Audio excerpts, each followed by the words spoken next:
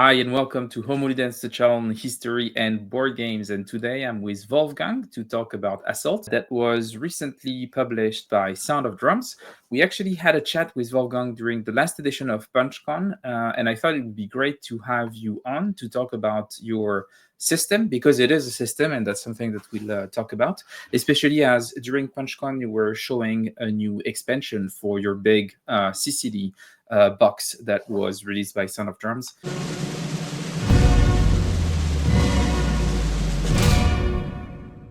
Just before we start, can you tell us where you're from and a bit about yourself before we talk about the game?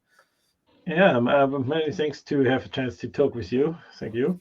I'm Wolfgang. I'm 47 years old. I'm married and I have three sons. So I'm quite busy with some family issues, of course.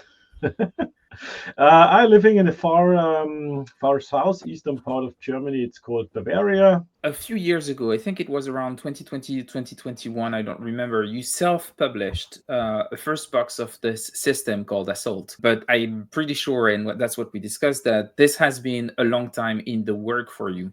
Can you maybe tell us a bit more about what started this journey of you deciding to create with your friend Eric a new system on World War II, and what was the whole process? Yeah, the process started early back. I would say 30 years plus in our school time. So we're school friends. And we at the time with less PC was not available, so PC games like this or not games were available. So we started to design our own board games, starting with plastic soldiers and so on, and printed out things. And after our school time, we left all the area. We went to our military service time. I was 6 years serving, and my friend Eric was 4 years serving in the army. I was in the navy, and we met again after our service time and lived together in a flat in the city of Regensburg, studying. I was studying electronics. He was on the construction engineer side, and we met again in a flat, and we thought in the evening, hey. I brought some games, war games, back from a trip to US, and we played them a lot. And then our old passion from the school times came back, and we said, oh, we had some situations in these existing games which are not so in our intention we wanted to have, and we thought, yeah, let us think about our own concepts back to school time. And we started then to think about doing an own tactical system which fits to our ideas and our ideas of a game feeling. Mm. It took us, of But course, and before talking about the things that you wanted to change, maybe can you tell us a bit about the games that you were playing? Which were those games that you brought back from the US and that sparked that interest in making your own system? Yes, the first module was a lock and load tactical Band of Mm. Brothers module. I brought back also a Panzer Grenadier, which was a level up about the Yeah. tactical. An old one. I brought back some Civil War games. Conflict of Heroes was one title we played a few times, but the most we have played was lock and load tactical, and therefore we started to generate our own scenarios, ideas, and at some point we said, yeah, it is an existing system. We have existing units and unit stats, and of course boards. And we thought about doing our own scenarios and stories, and that was the root cause to start again over with a new system like we wanted to have. Yeah. Yeah. And what was the main objectives of this new system? What did you want to do with the system that you feel was not happening in those other games that you were playing? They are all very nice systems and have all a reason for existence, of course. Really nice games. We liked Lock and Load a lot, but we said it is, for us, for our understanding, it was too much details, too much depth, and a lot of rules. And we thought it should be more lightweighted and more easy to approach. and to access, and fast paced. So we like to have dice rolls not only for the attacker. We wanted to have a dice roll, of course, for the defender, and to compare the dice to feel mighty on both sides. Yeah, you have a lot of dice, you feel mighty, you roll, and yeah, I have a lot of hits, and the defender rolls his defense dice and says, I cancel out your hits, and that is an interaction with the players you want to have. And of course, if you have a customized dice system, you have it easy accessible. You have no less tables to consult. Yeah, in our combat system, you do not have tables, but the Terra chart, of course. So we have no tables during the fight. You roll your dice, compare it, and you have a result. And that was one of our intention to get in. But I do not want to forget to mention Michael at this stage. Michael is a friend we met later on. Yeah.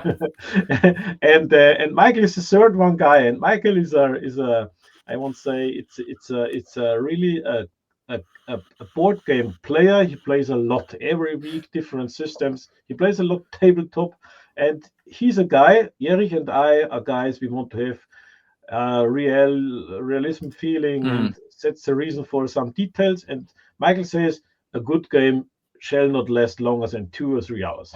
Yeah. And he is a streamline guy, and we sat together as we had our first concept, and he discussed a lot of details away and helped us to streamline the rules. So we are 3 designers, I would say.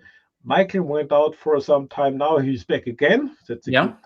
It's a new information now, so he's back again for giving us help for the version 3.0 rule set we will bring up with Red Horizon, which comes again. So just a little spoiler. Okay, but that's actually great, and I think it's really interesting the way that you're talking about the design process, about having 2 players that come also with military, 2 designers that come also with military experience, that want to add a lot of detail, and having someone like a third person that is doing a bit of sanity check that comes from the board game world.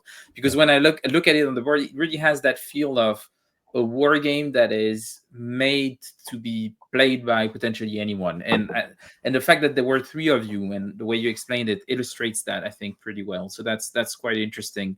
But maybe let's talk about the game as a product or as an object, and how it all started. So you had this first self-published game in 2021, and then you had this Sicily box that was released by Sound of Drum. So what happened between those two moments? What led you to the decision of self-publishing, and how did you end up working with Uwe? We had the idea to try to hit a niche in a thinking of the details of a game and the process of playing a game between a classic war game and, of course, a Euro game. So we tried to hit the niche because we thought if we have a system which fits to a lot more players, because I would say less, if you are doing your job, you have your family, you have less time to play. So you wanted to have a fast-paced game which do not last like a war game, but has enough details to bring in the feeling of a war game,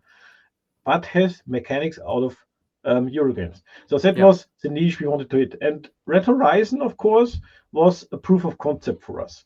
I was at that time designing some models for other publishers, and I decided to okay, now I learned a lot, and I was, of course, in contact with different publishers talking about Red Horizon and the concept of Assault, the system. But all of these publishers had already a tactical system and said, of course, yeah, Wolfgang, we have a really nice system developed, but of course we have a tactical system and we cannot have a second one. And that is completely understandable for me, and it was completely right. I have a good context still now to all these guys.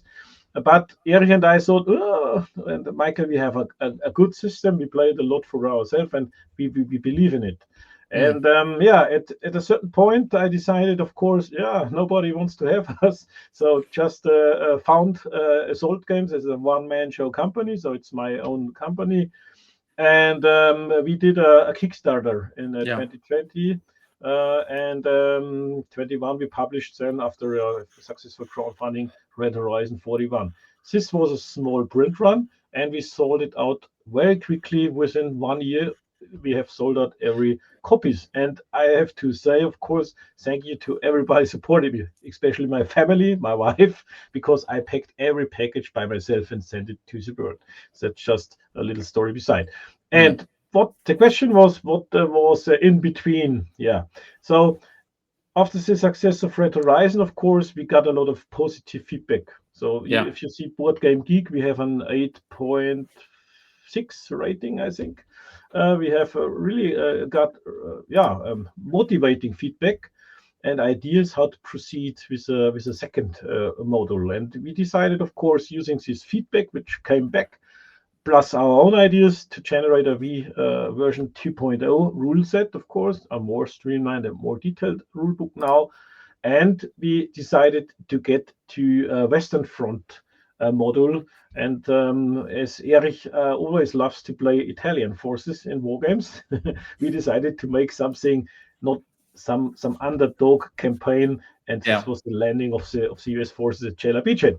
And yeah, we designed 3 years more now, and I read a lot, and I designed written a story about this campaign, and we built a campaign system, and of course we did a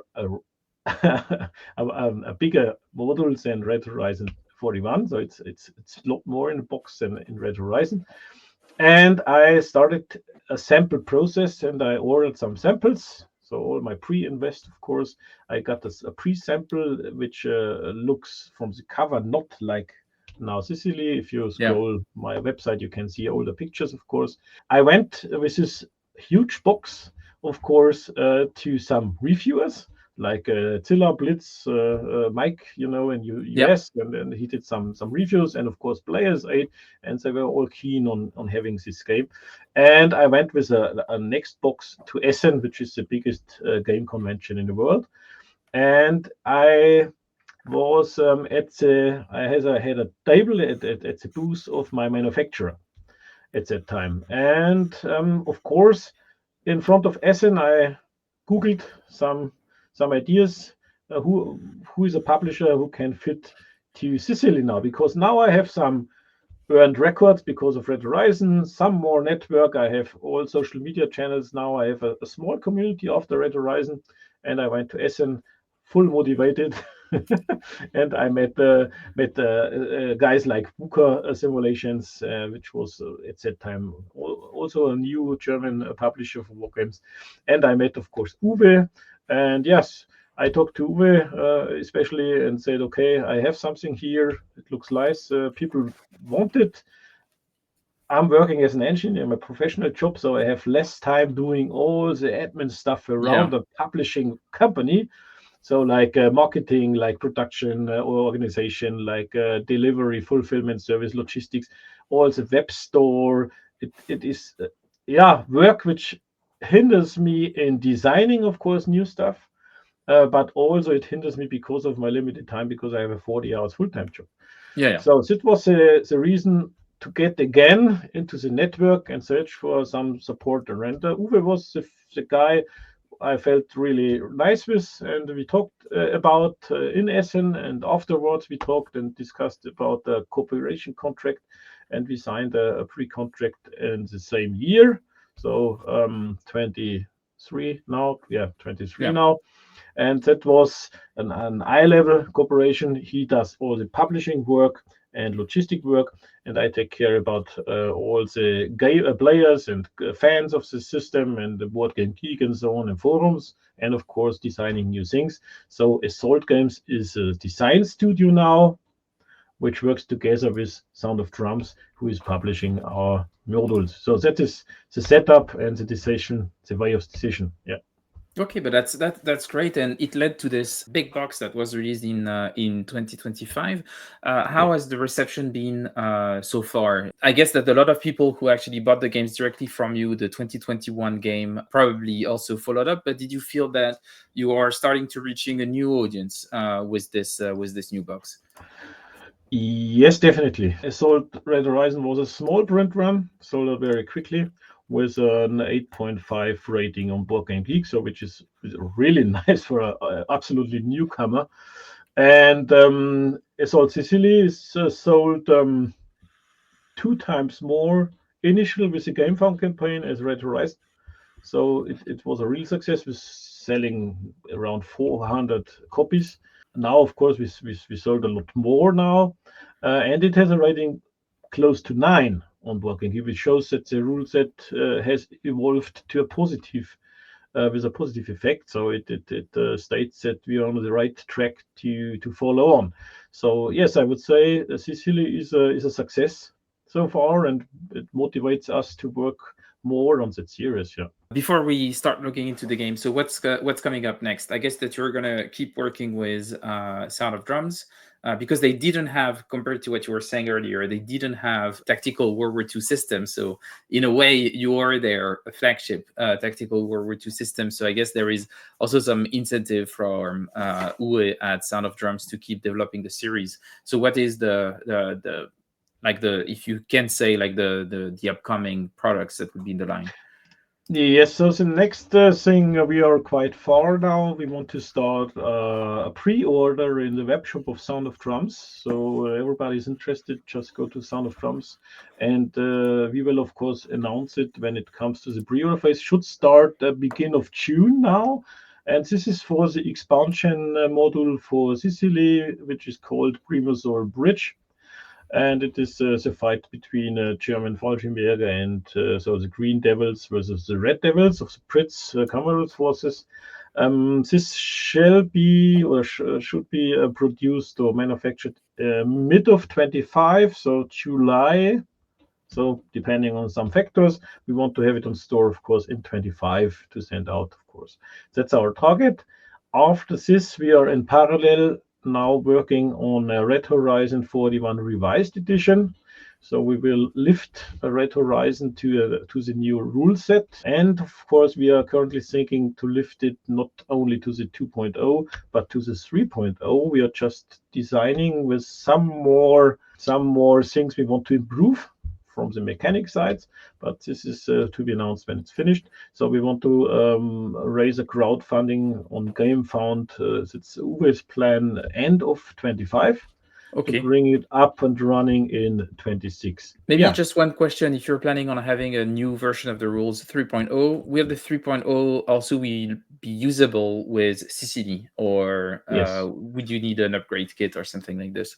Yes, this is something, of course, I will show in my next or upcoming SID trip. So this month or next month, so I make a monthly SID trip where I talk about our designs and development stages, and I will show up. So we will get it down compatible to the 2.0. But Red Horizon Revised Edition will not be the same as the first edition in 2020. Yeah. But it will be downsizable to Sicily, and of course we will not forget all the Sicily customers when we make our game funding for the revised edition, of course, because if you said it in the front, we have a system, and we want to have the players to be able to combine all the modules we publish. So if you take a look to Primusol Bridge, you need Sicily to play the map boards, for example, and units and cards and so on, and dice. But also you will be able to combine Sicily, Primusol together with Red Horizon Revised Edition and build your own scenarios.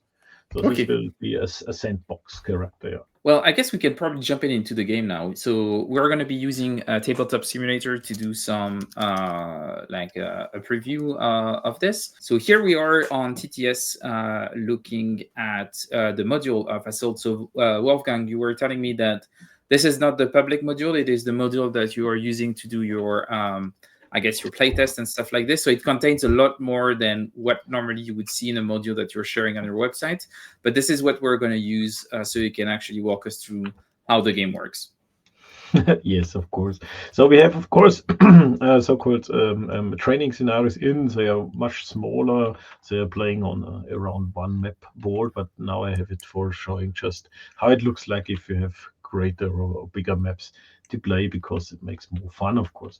But yeah, to train, you will get smaller ones. Yeah. Just for people to understand, this is actually 4 separate maps that are put together. So it's a big map, but each of those are individual maps that you could have single scenarios on, I guess. Right. You have of course smaller and huge scenarios. You can build your own. So you have of course, different map parts with sizes. These are already tiles from Primordial Bridge expansions, so this is not Sicily, but these 4 in the middle of the table are Sicily maps. And of course, the game is of course, you have scenarios given from us. You have historical, fictional scenarios inside the scenario book. We are talking about 30 plus scenarios in the Sicily box. You can play individual, but you can also have a campaign system. This is featuring, of course, 2 days of fighting at Gela Beachhead with all the initial attacks of the US forces and the counterattacks. And therefore, you can play this game endlessly. And we have, of course, a certain design of scenario descriptions. And I will show an example out of the expansion, but it works the same with Sicily. So you have always somehow a situation report, you have your orders, and then you have a setup description with victory condition and so-called status dot values. And on the right side, you see always a map, how to build up. Then you take the map tiles out of the box, build it like seen here. And you have, and this is one core mechanic, you have a formation system. So players do not have a certain order of battle, which says, take out 2 rifle units, take 2 Stuck 3, and so on. You have formation cards. And the formation cards give you order of battle and also give a variability between all the games you play, because you can draw them randomly or choose. And I will show, or just go to the table, to the map I prepared here. Yeah, and you see a formation card, of course. When you flip it, you see the back. So these are, you have a stack of formation cards for infantry here, for example. And if the scenario description says draw 1 infantry formation, then you draw 1 of these cards out of the stack, or you choose it like you want. And this gives you the order of battle you have to choose for your game. And I prepared, of course, this 15th Panzer Grenadier Division support platoon here with the markers.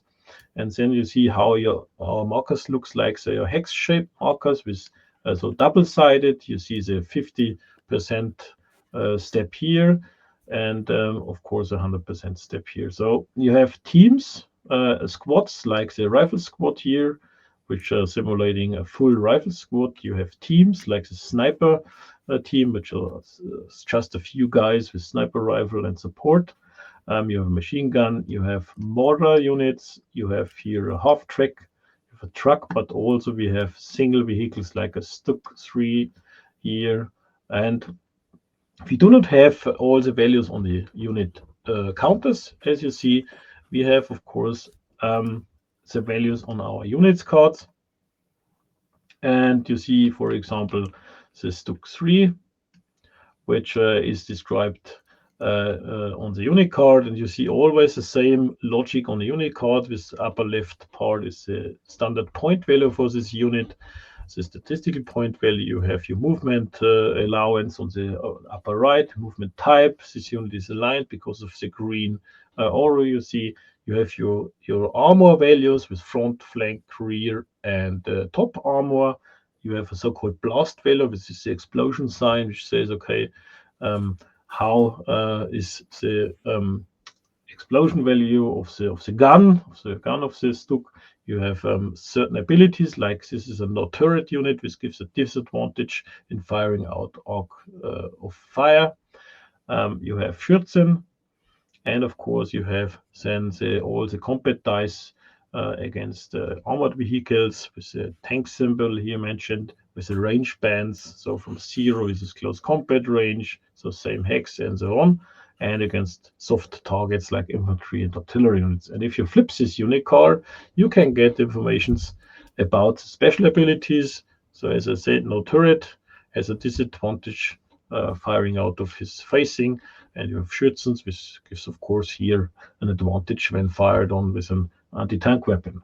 So you see the units are described all in the same manner, and you have it beside your game board, which is more easy to get it close to your eyes and easy to read. That is so how the units are described. And then, of course, the scenario description would say, build it up here. You have an area of setup, and then, of course, who is setting up first and so on, depending all on the scenario.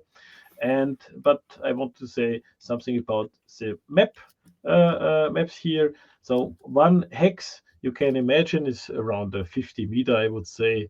But we do not write it somehow because it is for a tactical experience. It does not matter if it's 100 meter or 50 Mhm. meters, just for the feelings. But yeah, you can see around 50 meter, I would say. And you have we have a stacking limit of 1 unit per hex. That was important. Also, it's a difference to other games, but we wanted to have it clear in an overview, the board, and it's simpler for the rules and for the players to handle all the units. If you have a one-step policy, one unit policy on a hex, Yeah. it's easier to for the players to have an overview of the situation you have. Exclusion of this 1 unit is, of course, a transport. You can, of course, transport units inside a truck, and you just put the truck over it, and then you have your unit inside. But this is a difference. Otherwise, you have only 1 unit per hex. We have, of course, additional features for the terrain. We decided to bring all the fortifications like bunkers or pillboxes or obstacles like barbed wire as small hex shaped or custom shaped markers. I've Mhm. currently locked them, so you cannot move them. I've delocked it to bring it on the board. And of course, units can use this things for cover, for slowing down enemies with barbed wire and so on. And of course, they give some things of put the machine gun in the bunkers, and it's a good protection from front and flank, of course. How does our combat system work? So if we just bring up, let's say, one Wolverine here and one Sherman. So now we can just simulate a battle between this Stack 3, of course, and this Sherman. And it's rather easy. First of all, you have to identify your enemy. This is easy. It's a tank. So I'm the Stuck now. I want to fire on this Sherman. The line of sight in this case, of course, is clear. So I will take, of course, a status marker, which is called firing here. And Oh, and this is not so. this is I not guess you an have a hint. I guess you have a terrain chart that tells you what hinders We have line of we sight have or a not. we have a terrain chart Yeah. here. And the artwork is defined, it's written in the rules that the majority of an artwork is defining the hex. In that Okay. case, it's only 1 tree, it's not hindering the clear hex anyway. So it's a clear hex, and you see the line of sight modification on the second from right, which is nothing. So clear is clear. It's logic. So you Is have the line of the sight. is the Yeah, facing important for the unit? facing is important because of the armor value you have.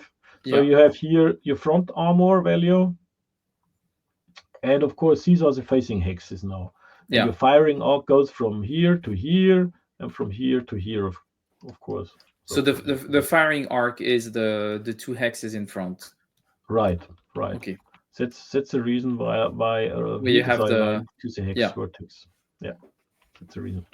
Yeah, then you have to check the line of sight. It's clear and count the range. Range is always counted from here to here. So you have 5 hex range. And in that case, it's a short range. You see it here, 1 Yeah. to 5.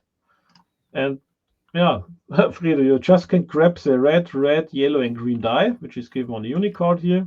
I'm Yeah, gonna bring everything in so we can just take some of those. So you would look at this, look at the card. So I'm firing on that kind of unit. So I will do red, red, yellow, and green. yeah. Now we have to check for modifiers, of course, because it's clear, no modifier here. You could have, of course, you could be a veteran unit. Yeah, so the crew is a veteran. Then you gain a blue extra for attack. Just grab a blue extra. That's it for the attacker. Just plain roll. Okay. And therefore we have Look at three I'm really hits. bad at rolling. Yeah. But it's good that you added a blue one because it would have been probably even worse. Yeah. Yes. For the dice, the red one is the hottest die, so the dangerous die. Then you have the yellow one, the green, and the blue. So it's like a traffic sign. Yeah. Okay.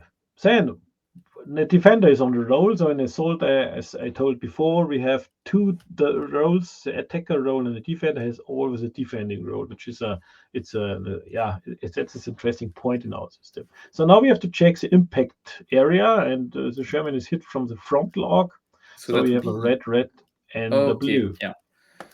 It's interesting because it's very it's kind of reminiscent of kind of figurine war games in a way, which I think is so you want some 2 red and a blue? Right. I will roll the Shermans, and Here so you we go. have a first duel between us. So we would have got more defense die if the line of sight was hindered. Then you can just go to the terrain chart and see the loss impact in the second roll from right. There are a few terrains give you plus dice here, and these are all. A shield symbol is always for defenders. Okay. You see, if I fire through a rocky area, I would get the defender would get a yellow one, additional. So you can collect, of course, through your positioning of the units, defense dice. But now we are just plain here. If the Sherman crew would be a hardened veteran or elite, it would gain a blue again for defense. Yeah, or if it has special abilities, but the Sherman does not have special abilities, so it's just a blank roll now. And what we have a critical symbol and a normal hit. So the crit is the strongest symbol, cancels out every symbol, but also a hit, and a hit is of course a hit. And then you compare. And of course, a crit cancelled out every symbol is one cancel, and a hit cancel, so it cancelled out this one, which means that one hit is still existing. And so this unit get marked with one hit. And so for one hit has no influence now, but a 25% degradation. I would say the Sherman can fire back. So just let us roll back here. And the Sherman will fire now on his medium range, because 5 is here. So you have a red, a yellow, and a blue. And a blue. So it could be that you have so-called command cards on your hand, which gives you special effects. These are also reasons for modifiers, but now we just simulate a plain game here. I have 2 hits and 1 X, which is a suppression symbol. This could end in suppressing your unit. And for me, if I look at the card, so you're firing from the front, so I would roll 2 red and 1 green. Yes, and right. The fact that the green has a dot on it, is there a reason for that, or? Yes, for color blindness. Oh, okay. Yeah, makes sense. Yeah, so it's better to see. You're a veteran, you get a blue. Oh, yeah, I get it for, veteran is for everything. I'll get an extra blue when I fire and when I defend. Okay. And look at this. We have. Okay, so the hit symbol is stronger than an X, so the hit cancels out this hit, and this X cancelled out this X, but 1 hit stays. So your stack gets 1 hit too. So I will just clone this one here. Nice. So this would be now 1 activation for this unit. So we have every game turn, every unit can be activated once. So now the units are done, and we have, of course, a second tank, because it's otherwise it's boring. A tiger is just brawling around here the corner, and I would say takes a shot to the Sherman now. And therefore we can, of course, put the cards together, then you can see a difference between a stuck and a tiger, of course. That's a real beast. Do you want us to resolve this, or do you want to? Yeah, we can just figure out, of course, shooting through brush. This gives a line of sight advantage. So we're through brush, and let's look at the terrain chart. Is it brush or is it light forest in this case? This is now for line of sight impact only in between terrain is counting. So like this brush here. Oh yeah, so the brush here. So firing out of is not an issue, but would be firing through the brushes here. Firing through is for the loss relevant. Yeah.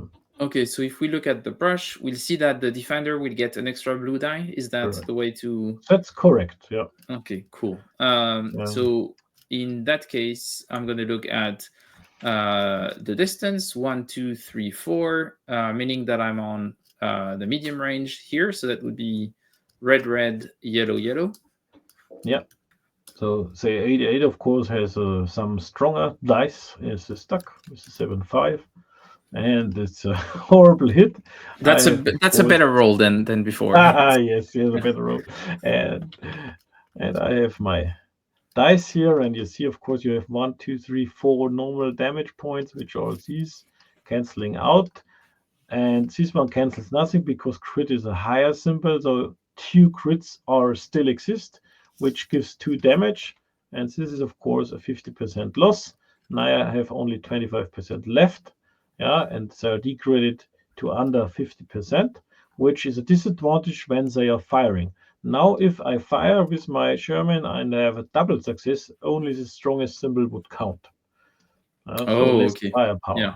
But also the crit triggers special effects. So you can now roll for every crit 1 green die. So first one. And just take a second dice here. And a second one. The second one. So this means the first one was a crit. I have to roll a blue versus it, but a blue has no crit. So I cannot defend this one. And a crit means this unit goes immediately in a fallback. So they are now somehow routed, and they decided to see, oh, that beast is too hard for us. We have to move back immediately. And we will do this now. Firing is over. They have to be back as fast as possible. And this is how fast. 3 points. Okay. 1, 2. They can move back 2 hex here. So they have to leave this fight, or the try to leave this So fight. So when you have the fallback, you retreat any number of hexes, or how does it? If you drive backwards, you have to half and round up your movement. Okay, so that would be yeah. Okay, makes sense. Back. And it is like, sorry, I did a fault. It was for infantry. They are immobilized because of the crit. It was my fault. Infantry would have go into fallback. They are immobile now. And the second green die was a X for suppression, right? Yeah, it was. Yeah. Okay, and I have, of course, a second roll for the blue die, nothing. And the suppression results, of course, I have luck. I'm just immobile. If I would have been suppressed or fallback, this would be eliminated. So they bail out if you get a second result like your green die. So you see, critical hits can not only deal damage, but also can trigger special reactions of your crew. Yeah. Okay. That's really interesting. Okay, so that's the core combat system. It's cool that you have everything on the cards like this, because it gives you, I guess, more. You get a lot more detail without having the counters too crowded with information. Which is yes, right. So this card brings your unit alive, of course.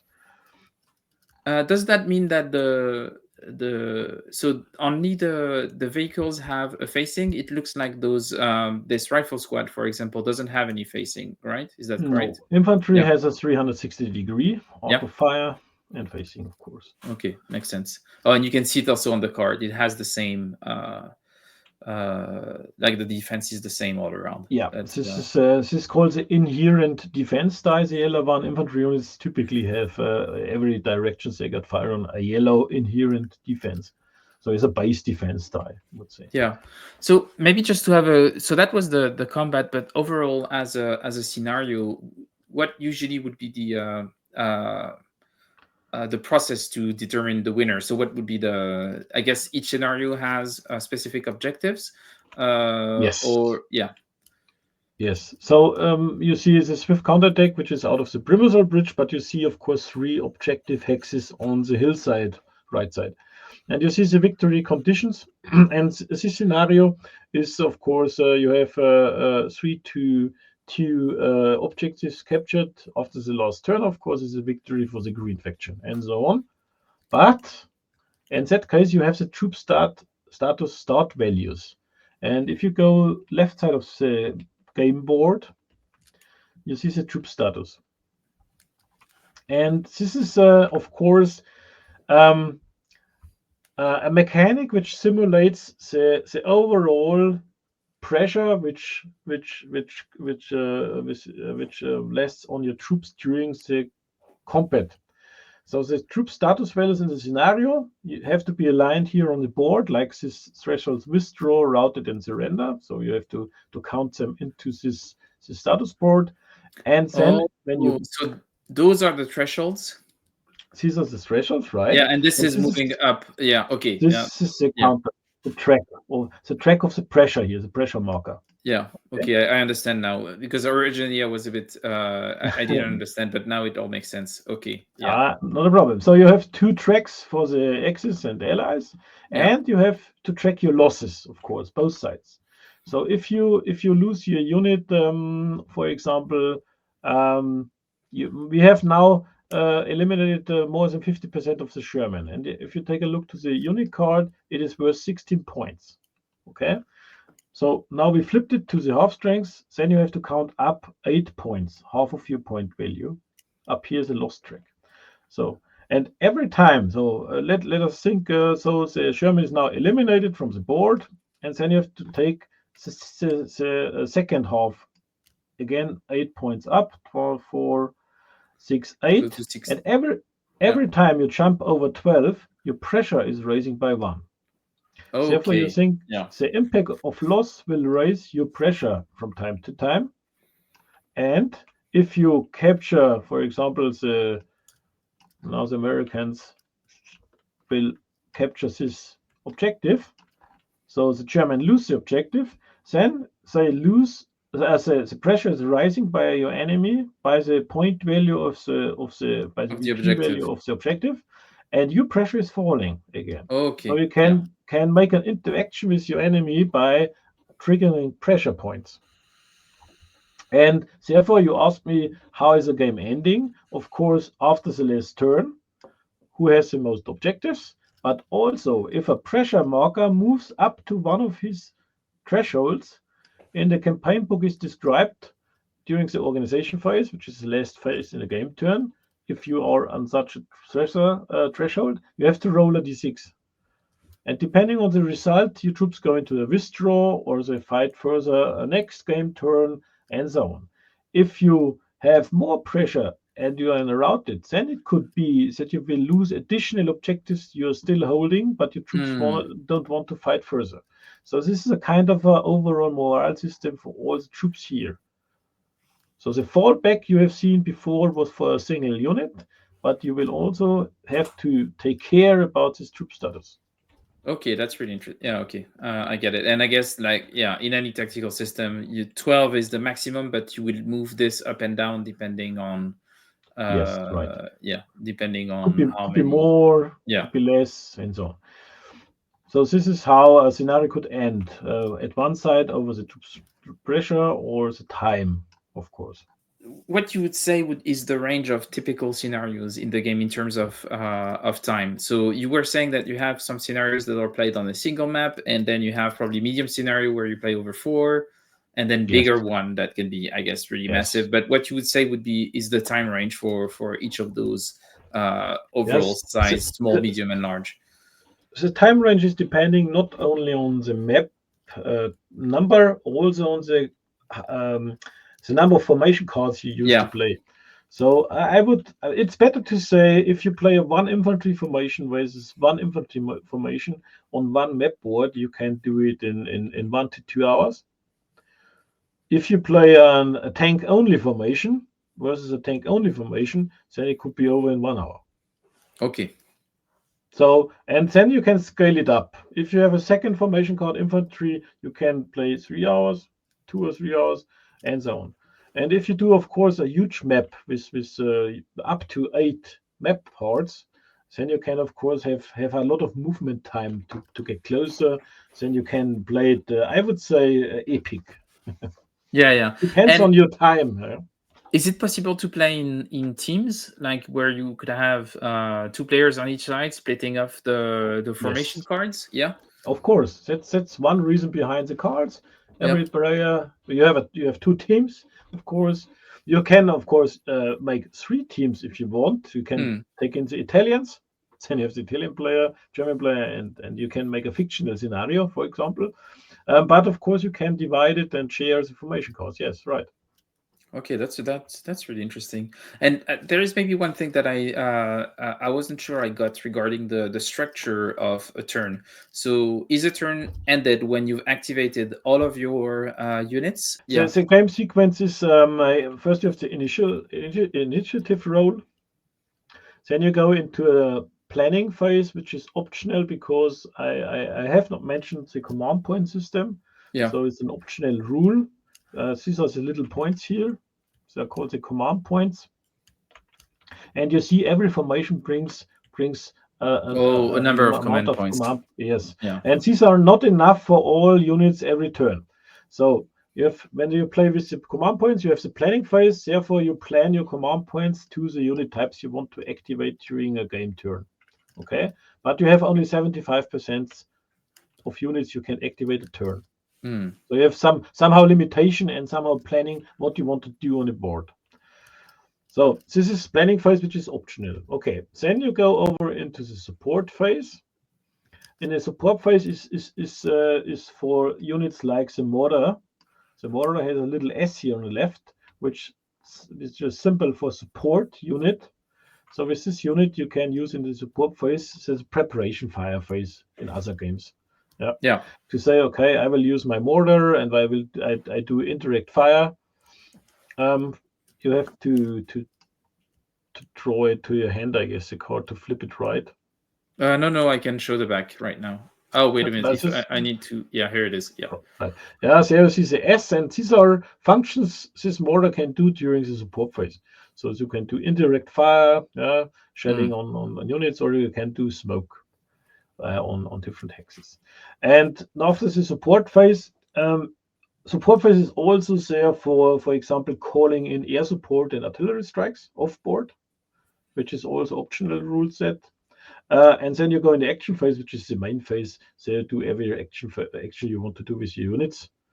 Even so, you blend in a playing phase when you play with the optional rule set of command points, or you just play like assets now dealing with some tanks and so on. So action phase is the main phase. And of course, if every unit has done an activation, or if you play with command points, 75% of each side, then you go into the organization phase. And then, of course, you have you have to organize your admin markers, like removing all white markers, flipping all yellow markers, and so on. Yeah. It's described. And of course, you have to check your troop status if you have reached the threshold or you reached some kind of victory conditions. And if not, then it goes to the next turn. Okay. Yeah, it looks pretty straightforward in a lot of ways. I think it's interesting that you have this whole dice system, and now I understand what you were saying about removing the charts and having everything going through custom dice. Yeah. Because now I get what you were talking about, and the fact that on this card you have this whole mechanic also with the different facing and everything makes it Yeah. Yeah. quite straightforward. So Yeah. that's yeah. So Yeah. that's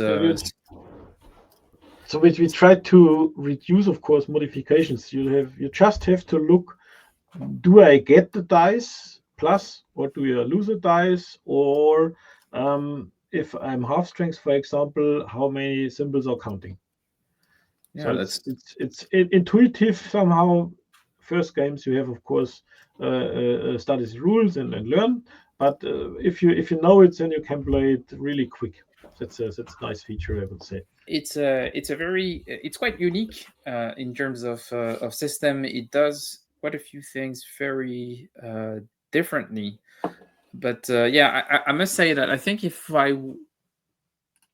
when we're playing it, I think I would like to play with the command points because I really like the idea of choosing at the beginning of your round, I guess, the units that you want to activate, and then having to make the decision of you cannot do everything you want in a round, and you have to Right. make those decisions. I think I like those kind of this kind of tension in tactical games. So I think it's quite interesting. And it speeds up the game a lot because Yeah. you have planned it before, and then you have only limited options. So you have to not to think about every unit again. Yeah, you have to think about something specific that you want to do during a turn, Right. which I think makes a lot more sense. Which is quite good. It should simulate your limited leading time. And in reality, you have not always time to lead every unit you have. We have hand cards, also command cards, which is also optional. And if you use command points and command cards, it is really, just read my last after action report I wrote this week versus Michael. We played it on TTS. And the command cards are surprisingly smaller effects you can add to your units, to rolls, to your enemy. I can take a look to your cards, take you one card, delay one card of you, and so on. It's really a really challenging game. Really nice. Yeah, I think it's really interesting, and I was telling you the artwork, but not only the artwork. By some aspects, those simple cards, but that add a lot of flavor, also reminds me of Conflict of Heroes, in a way. But it's doing it like stuff reminds me Conflict of Heroes, but it feels very different, and that's quite interesting. Yeah, and so we need to schedule an actual playthrough with you as a facilitator, and I will find an opponent, maybe on a smaller scenario, so we can go through the whole thing. And I would love to play with command points and command cards, because I like the uncertainty and the variability that those kind of elements add to the game. I think command cards are really good. And it's the same in Conflict of Heroes. Command cards don't do big things, but sometimes it's just a small thing that you need at that specific moment. And I like the decision of using that card at that moment, which is very cool. That is sometimes it's really demotivating as an opponent. You have your mighty dice in your hands. So if you roll in the real game, you roll boom, and now I have a punch, and then he makes this defense die roll, and he has a bad roll, and say now I have it, and then I have a command card. Wait a moment, I can flip your critical hit to nothing. Yes. But that is what the game makes, emotional. Exciting. Yeah, exactly. Exciting and emotional. That is what we want. I hate my dice god every time, but I think it's the thing about me is that I'm an awful dice roller. I'm known for this in the community, for being really bad at rolling dice. Yeah. So it's always good if I have cards on the side, because I'm usually good at drawing cards. So it's like it balances out. So yeah, that would be good. But yeah, I would like to say, Wolfgang, thanks a lot for taking the time. It was great to have this chat. I was really happy that we could actually meet in person at PunchCon. Sorry that we didn't have more time then, but it was great to meet up. It was great to have a chat right now. I'm quite interested in this system. I'm not a big tactical guy, but I do play most of the tactical systems. I even started playing ASL recently, so I'm covering all of my ground here. Father of tactical game. Yeah, exactly. And this one looks really interesting, so I would be really keen on having you on. Maybe what we could do is play one scenario from the expansion, if that makes sense. So in that sense, it would be also relevant for what's happening in the series right now, like doing a teach and play with you and another player, but we'll be playing a newer scenario. I think that would be quite interesting. Yeah, I can prepare one. Yeah, of course. Yeah, that would be great. But let's catch up. And thanks again for being here. And if you're watching us, thanks for watching. And remember to subscribe to the channel. And if you like what we do here, remember that you can support the channel by donating on Ko-fi, and that will give you access to our Discord server. Thanks, everyone. Thanks, Wolfgang, and see you soon. Thank you, Fredo. Thanks, everyone. Bye-bye.